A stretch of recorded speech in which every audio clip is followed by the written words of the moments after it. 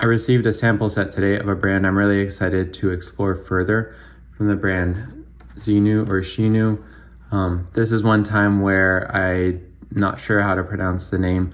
I'm good with French names. I took many years of French, and I'm always judging YouTubers who butcher French names. Now it's my turn. But I do remember asking for this brand at Lucky Scent, and they pronounced it in a way that was very different from what I thought in my mind.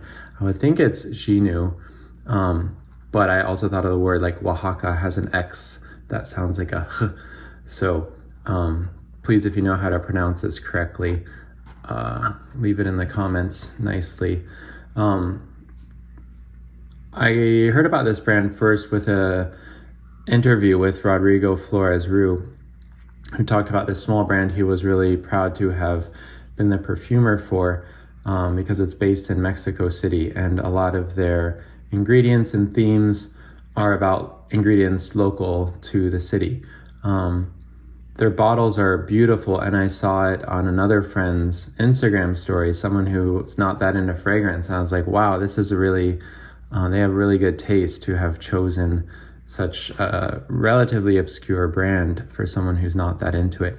And he said, oh, it's because he was on vacation in Mexico City and he went to the boutique.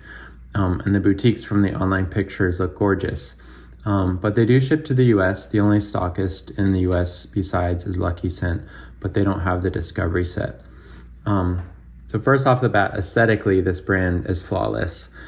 Some of the most gorgeous packaging I've ever seen. The details, like the little string going through the cardboard, the little thank you note, this little reusable felt package.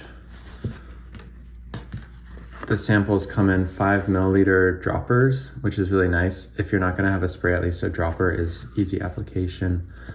I got a candle just because shipping was a little bit expensive, so I thought I want to get more than just a little sample set. The candles, this handmade vessel, really gorgeous, and the candle came in this thing, which also I can see reusing. It could be, I don't know, really fancy cozy for your drink, or put something else in it. So I think they have a big focus on sustainability, because I know that the bottles also, when you're done with them, can be turned upside down and reused later. So everything about the packaging and branding is just on point. One of the few times where I don't mind that the cost is probably somewhat going into the beautiful packaging. So like I said, here at Sempar, they have a few of them, but I really wanted to get a better impression. The little vials they give you, or trying a spray in person once is never enough, but they're quite expensive perfumes, so not the kind of thing I'm willing to blind buy either without testing thoroughly. It's funny, I took a video of me unboxing it because I had a bad feeling that something had broken because the box smelled glorious. But it turns out I think they had scented the tissue paper with one of their scents. Another just beautiful touch. The tissue paper smells fantastic.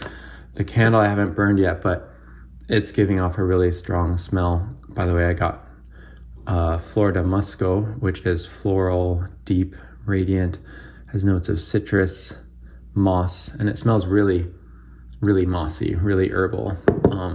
Almost smells like the way like a jalapeno when you're cutting it up smells, that green spicy smell.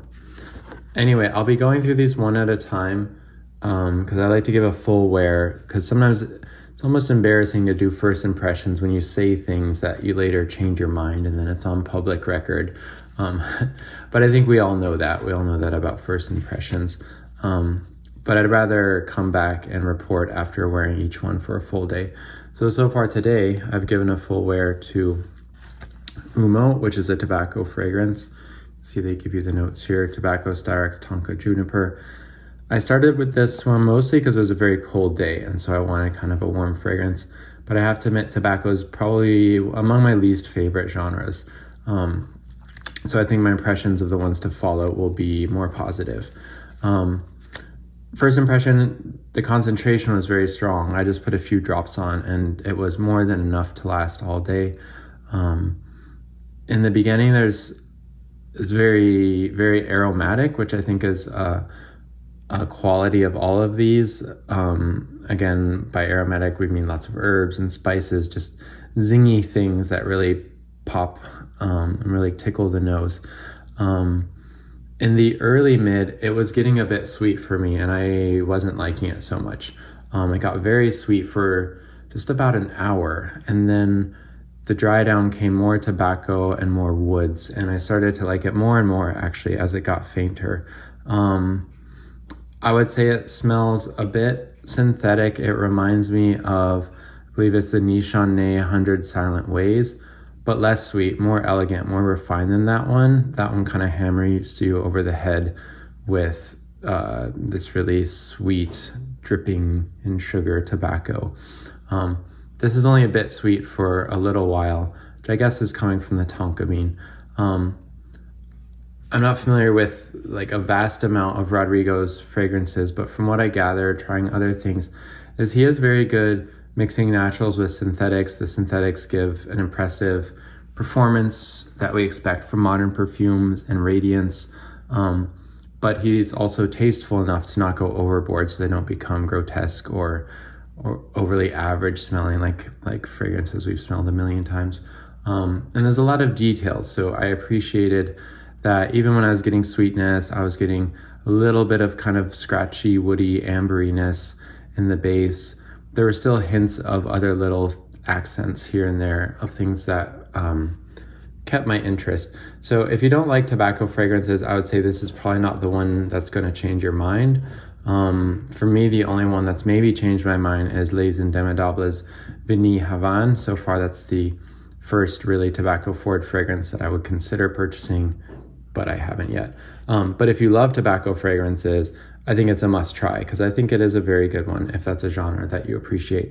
So like I said, the late dry down does go a little bit, and it sounds like damning praise for perfume heads, into woody amber territory.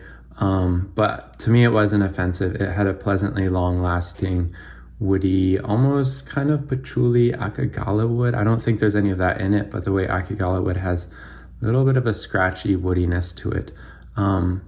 But again, done with a light enough hand that it didn't bother me. And in fact, like I said, I found the later dry down to be the most pleasant part.